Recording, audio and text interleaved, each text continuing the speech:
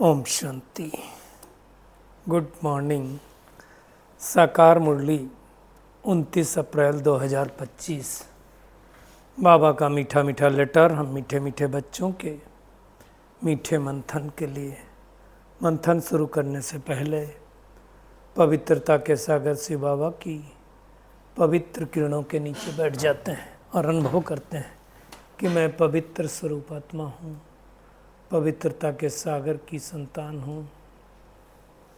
आज की साकार मुरली, बाबा जब कोई बात बार बार मुरलियों में रिपीट कर रहा हो तो ये समझ जाना है कि वो बहुत इम्पॉर्टेंट बात है। नहीं तो यूजुअली बाबा इशारा देता है, वो बार बार अगर रिपीट कर रहा है तो हमें उस बात पर अवश्य ध्यान देना चाहिए।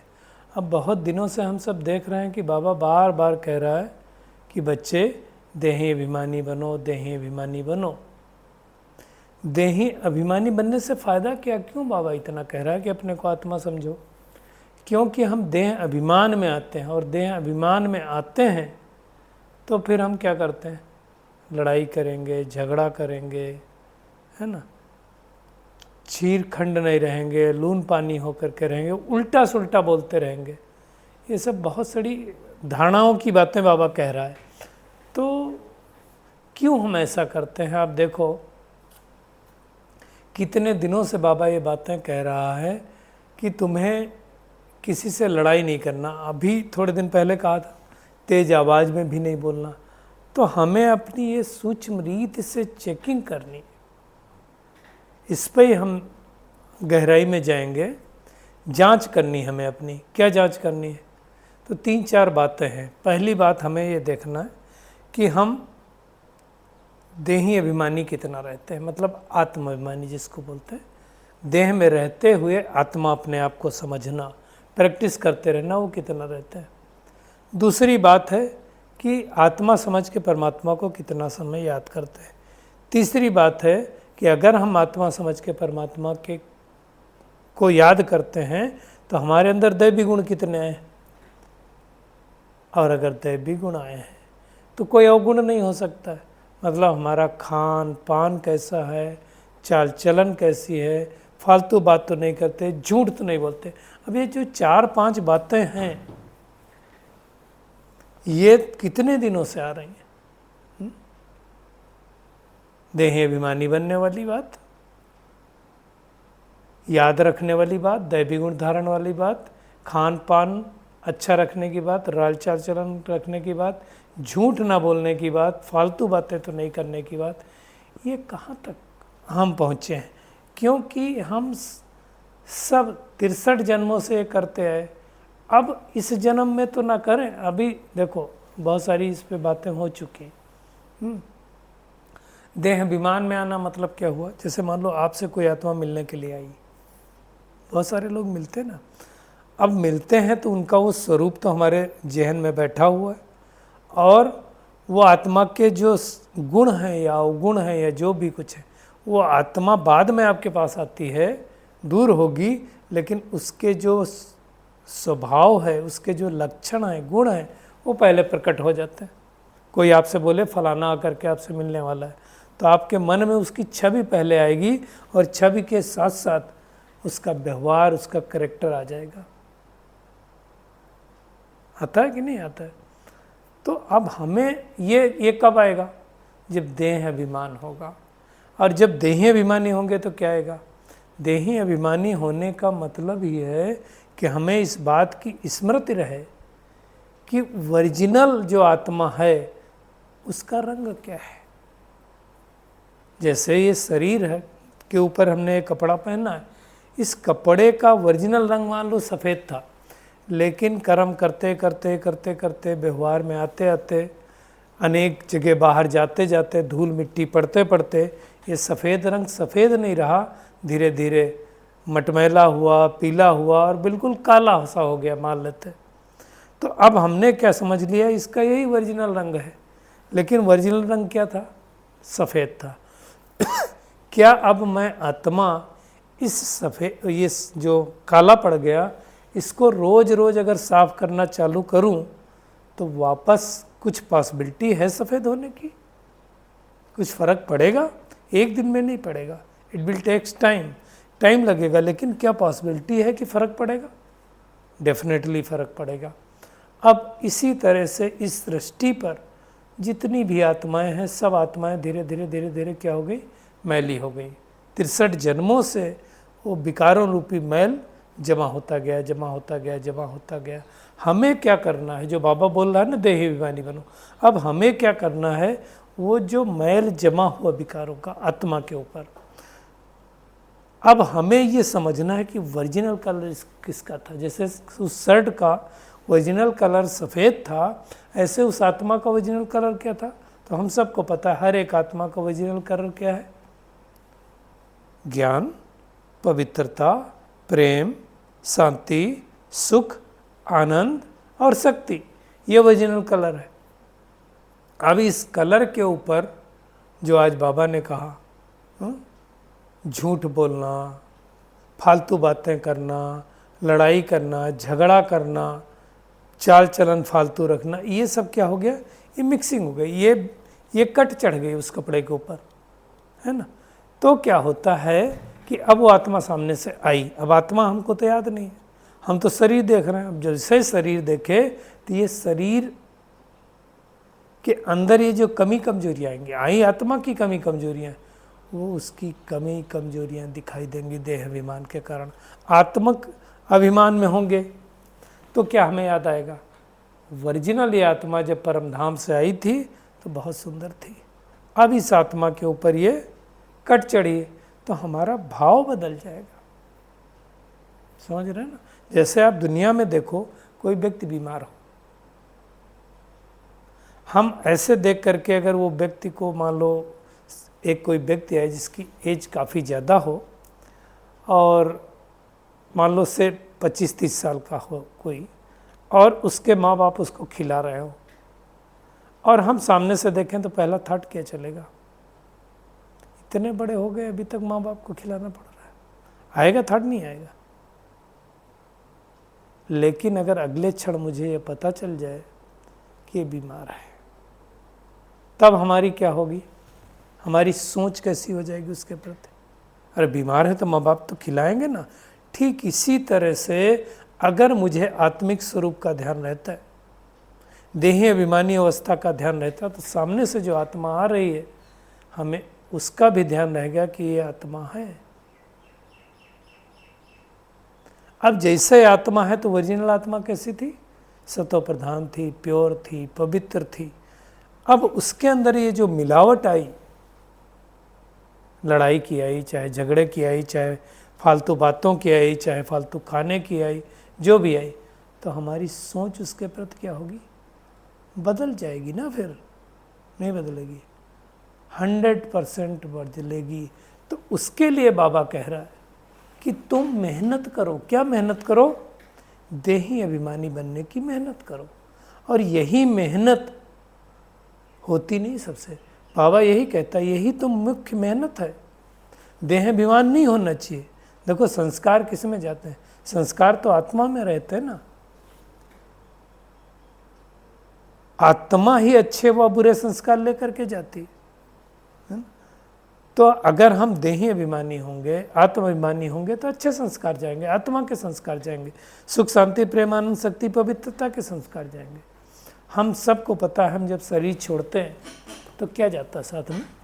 संस्कार जाता है ना, और तो कोई जाता नहीं। संस्कार साथ में ले करके जाते। उन संस्कारों को तो हमें बदलना है, लेकिन ये संस्कार बदलने के लिए किसी को आसान लगता है, किसी को मुश्किल लगता है। अब किसी की मान लो जोर जोर की आवाज़ बोलने की आदत है, तो सामने वाले ने आया और आपके मन मुताबिक नहीं बोलेगा तो जोर से ही बोलेगा। किसी को उल्टा सुल्टा बोलने की आदत, तो बोलते रहते कुछ लोग, देखो आप पता नहीं क्या क्या बोलते रहते। किसी को खाने पीने की आदत है तो उल्टा सुल्टा खाते रहते। किसी को लड़ने झगड़ने की आदत होती है, तो जब तक एक दो से लड़ न लें, टक्कर न लगे एक दो से, तब तक उनका मन भरता नहीं। ये सब क्या है? ये देह अभिमान है। अब भगवान कहता देह अभिमान में आने से ही तो रोला हुआ, बनना है हमको देही अभिमानी। क्योंकि देवताएं क्या होते हैं? देही अभिमानी होते हैं। देवताएं क्या होते हैं? दैवी गुणों से संपन्न होते हैं। तो हमें दैवी गुणों से तो यही संपन्न बनना, और यही मेहनत करनी है। बाबा ने कहा ये मेहनत कोई से होती, कोई से नहीं होती, कोई को ये मेहनत बड़ी डिफ़िकल्ट लगती। और जब मेहनत डिफ़िकल्ट लगेगी तो भगवान को याद नहीं करेंगे, और याद नहीं करेंगे तो विकर्म नष्ट नहीं होंगे, और विकर्म नष्ट नहीं होंगे तो सज़ा खानी पड़ेगी, और अगर सज़ा खानी पड़ेगी तो पद भ्रष्ट होगा। तो ये हमें मेहनत करनी है ना। देह अभिमान में आना कब से हम चालू हुए? जब से रावण राज्य है तब से चालू हुए ना। तो हमें चेक करना, क्योंकि फाइनल ऑब्जेक्ट क्या है? फाइनल ऑब्जेक्ट हमें कर्मातीत बनना है, कर्म के बंधनों से अतीत बनना है। एक बार हम संपूर्ण प्योर हो गए फिर इस शरीर में रह नहीं सकते, शरीर छोड़ करके जाएंगे, जाना तो है ना। तो अब हमें चेक करना है कि कर्मातीत अवस्था के हम कितना समीप पहुँचे। मेहनत है ना, बगैर मेहनत के नहीं होगा।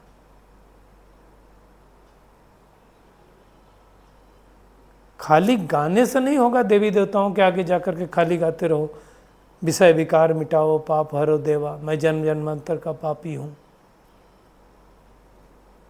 है ना। वो करने से नहीं होगा। हमें जांच करनी पड़ेगी कि हम कितना समय परमात्मा को याद करते हैं, वो याद करके कितना विकर्म नष्ट हुए, कहाँ तक दैवी गुण आए। अपने अंदर की चेकिंग करनी है, कोई अवगुण तो नहीं बना। अब कितने अवगुण हैं बाबा ने तो बता ही दिया।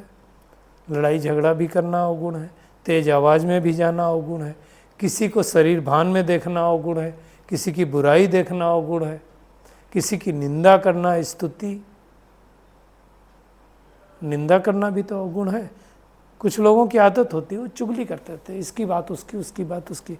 आप देखो, कोई व्यक्ति अगर आपके सम्मुख किसी तीसरे व्यक्ति की बुराई कर रहा है तो आपके जाने के बाद आपकी बुराई नहीं करे, इसकी क्या गारंटी है? 100% कर रही है ना। तो वो हमें चेक करना, अभी से चेक करना। कई लोगों का फिर खान पान भी ऐसे होता है। आप देखो, बाबा के बच्चे बन गए, जान गए, सब कुछ हो गया, फिर भी लहसुन प्याज नहीं छूटता है। नहीं घर पे खाएंगे तो बाहर जाएंगे खा लेंगे, मतलब जीभ पे कंट्रोल ही नहीं है। अब ये सब क्या है? तमो प्रधान में आता है। हमारी योग लग नहीं सकती अगर हमारा खान पान बनना हमें सतो प्रधान, खान पान हमारा तमो प्रधान है, तो भाई बुद्धि कैसे लगेगी? आप देखो, किसी भी देवी देवता को चढ़ाते हैं क्या? क्यों नहीं चढ़ाते? क्योंकि देवी देवताएं सतो प्रधान थे, वो इन चीज़ों का प्रयोग नहीं करते थे, और बनना हमें देवी देवता है, फिर भी हम प्रयोग कर रहे हैं, तो नहीं होगा ना। इसलिए मेहनत करनी है, चेक करते रहना है। बाबा ने कहा सारे दिन में कोई फालतू बात व झूठ तो नहीं बोलते, और कोई क्या होता है, शरीर निर्वार्थ फट से झूठ बोल देता है। कईयों को बोलना भी पड़ता है शरीर निर्वार्थ, जैसे अब कई जगहों पे, ऑफिसों में ये सब होता है कि क्या बोलते हैं जिसको, रिश्वत लेते हैं। हालांकि आजकल उसको रिश्वत नहीं बोलते हैं, सुविधा शुल्क बोलते हैं कि आपका काम बड़ी सुविधा से, बड़ी आसानी से हो जाएगा। है वो भी पाप कर्म। फिर कई लोग क्या करते हैं कि वो पाप का जो पैसा आता है उसमें धर्माऊ निकालते हैं कि पाप हल्का हो जाए। ये सही है, अच्छा कर्म करते हैं तो उसका रिटर्न मिलता है, और बुरा कर्म करते तो उसका भी रिटर्न मिलता है। न्यूट्रलाइज नहीं होता। कई लोगों के दिमाग में रहता है कि मान लो मैंने सारा दिन पाप किया और पाप कर्म के द्वारा मान लो मैंने 10,000 कमाए, चलो उसका 1,000 दान पुण्य कर दें तो बाकी जो 9,000 पाप कर्म के हो न्यूट्रलाइज हो जाए। ऐसा नहीं होता है। उसका भी आएगा, इसका भी आएगा। मतलब जो अच्छे कर्म किए उसका भी रिटर्न आएगा, बुरे कर्म किए तो उसका भी रिटर्न आएगा। अच्छे कर्म करते मान लो कोई हॉस्पिटल बनवाए तो अगले जन्म में हेल्थ अच्छी होगी, कॉलेज बनवाए तो एजुकेशन अच्छी होगी, है ना। तो जो जैसा जैसा दान करता है उस हिसाब से मिलता है। बाबा कहता है पाप का प्रायश्चित क्या है? तो दुनिया वाले पाप का प्रायश्चित करने के लिए क्या करते हैं? फिर वो क्या करते हैं, गंगा में जाकर के स्नान करते हैं। अब गंगा में स्नान करने से पाप धुलते हैं क्या? धुलते हैं। तो कितने दिनों से स्नान करते हैं, किसी के तो धुले नहीं। और अगर गंगा में स्नान करने से पाप धुल जाते होते तो जेल बनाने की जरूरत क्या थी? सारे कैदियों को ले जा करके गंगा में डुबोते और निकालते और कहते पाप धुल गए, ठीक हो गए। ऐसा नहीं होता है। क्या करना पड़ेगा? ज्ञान गंगा में स्नान करना पड़ेगा, अपने अवगुणों को निकालना पड़ेगा, अपने लिए मेहनत करनी पड़ेगी। पाप नहीं कटते। बाकी धन दान भी करते हैं, दूसरे जन्म मिलता है, उसमें भी पाप नहीं कटते। ये समझना है। धन की देन लेन ईश्वर अर्थ किया, ईश्वर को दिया तो ईश्वर अल्पकाल के लिए दे देगा, लेकिन जब तक हम पावन बन के परमात्मा को याद नहीं करेंगे तब तक कुछ नहीं होगा। वैसे भी हम भगवान को थोड़ी देते, भगवान से तो लेते ही ना। तो अच्छी तरह से समझना है। हमें क्या करना है? अपने साइलेंस बल के द्वारा अपने विकर्मों को नष्ट करना है, मेहनत करनी है, क्योंकि लास्ट में हम सबको साक्षात्कार होने वाला है। शुरू में भी साक्षात्कार होता था, लेकिन बहुत सारे बच्चे जो साक्षात्कार करते थे, बाबा कहता है उनको माया खा गई। अगर ये बहुत इंपॉर्टेंट पॉइंट आज बाबा ने कही कि अगर भगवान हमको पढ़ाते हैं तो कायदे सिर पढ़ना चाहिए ना। कायदे सिर पढ़ना मतलब क्या हो गया? अच्छी तरह से पढ़ना चाहिए। जो कल भी जो चिंतन हुआ था कि पहले मुरली पढ़ो, चिंतन करो, फिर उसका मंथन करो, फिर उसका मनन करो। जब हम ये करेंगे, चिंतन करेंगे, मंथन करेंगे, मनन करेंगे, तब हम मगन होंगे योग में, नहीं तो योग लगेगा नहीं। मेहनत करनी है। ये सारी बातें बाबा करके समझाता। देखो, साइंस के बल में भी ताकत होती है, लेकिन साइलेंस के बल में बहुत ताकत है। साइलेंस के बल से ही तो साइंस का बल निकला है। तो ये हम सबको मेहनत करनी है, अपने दैवी गुणों की चेकिंग करते रहना है। ये मेहनत है। वेद शास्त्र पढ़ने से कोई हमारा कल्याण नहीं होगा, नहीं तो कब का हो जाता अगर होता हो। बाबा ने आज कहा कि मैं जो भी तुम मेरे अर्थ दान करते हो, मैं पैसे लेके नहीं जाता हूँ। मैं तो तुमको बोलता हूँ अर्थ, आत्मा के कल्याण अर्थ लगाओ, मुझे कुछ नहीं चाहिए। मैं तो स्वर्ग में भी नहीं आता हूँ, मैं तो अभोक्ता हूँ, मैं तो तुम्हारा ओबीडियंट सर्वेंट हूँ। तुम गाते हो, तुम माता पिता बंधु सखा सब कुछ तुम ही हो, तो उसका कहना मानो। अब सोचो, भगवान हमें नई दुनिया का मालिक बनाने आया है, तो चाल चलन खान पान सब कुछ छोड़ना है ना, सुधरना है ना। जैसा जैसा सुधरते जाएंगे, शरीर छोड़ेंगे तो ऊंच कल्प में जन्म लेंगे। अभी जो हमारे वरिष्ठ अनन्य भाई बहनें जा रहे हैं शरीर छोड़ के, तो उनका जन्म वरिष्ठ कुल में ही होगा। अब कई लोग फिर इसमें कहते हैं हमको कैसे पता चला कि हमने देखा है। अब ये तो विश्वास की बात है ना। भगवान के ऊपर ही विश्वास नहीं तो फिर क्या कहेंगे। बाबा उन बच्चों की बहुत महिमा करता है जो याद की यात्रा में तीखी दौड़ी लगाने वाले हैं। कल भी कहा था, मुख्य याद की बात चेक करें हम कितना याद करते हैं। कई दिन से बाबा कह रहे हैं ना, चार्ट रखो। कोई लिखते भी हैं बाबा मैं इतने घंटे याद करता हूं, तो बाबा क्या समझता है कि बहुत पुरुषार्थी। हमें मेहनत करनी है, और अगर हम इतने घंटे याद करते हैं तो हमारी बातचीत चाल चलन कितना रॉयल होगा। आज बाबा ने कहा जो गायन है सदगुरु का निंदक ठौर न पाए, ये वास्तव में परम पिता परमात्मा के लिए कहाँ ठौर न पाए, सतयुग में ठौर न पाए। लेकिन इन साधुओं से माताएं डर गई और सोचते हैं कहीं श्राप न दे दे। तो कई लोग सोचते हैं हमने तो गुरु किया है, ऐसा न हो कि गुरु कहीं श्राप दे दे। नहीं, श्राप की बात नहीं, आत्मा तो खुद को ही श्राप देती, दूसरा कोई थोड़ी दे सकता है। श्राप मतलब क्या हुआ, सामने वाली आत्मा ने कोई संकल्प आपके लिए किया और आपने उसको एक्सेप्ट कर लिया, आपने रिपीट किया, तो आपको लगेगा, नहीं तो नहीं लगेगा, है ना। आज के वरदान पे आते हैं। पांचों तत्वों और पांचों विकारों को अपना सेवाधारी बनाने वाले मायाजीत स्वराज्याधिकारी भव।